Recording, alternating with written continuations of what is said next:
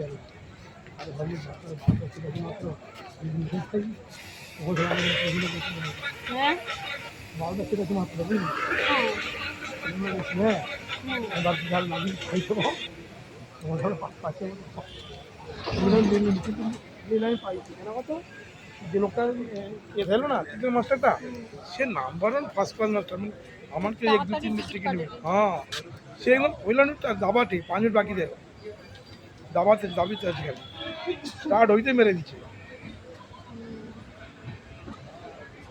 ওই জন্য তো আমরা 1-2-3 পাইছি।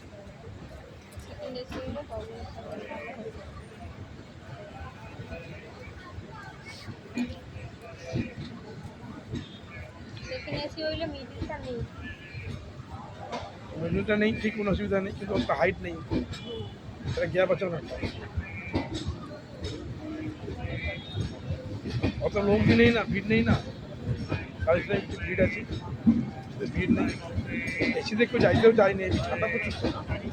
যাহাটে কেন করতো জানে বাধ্য হতো যে এটাই লোকালটায় ভিড় হয় বলে, শিল্পটায় ভিড় হয় বলে।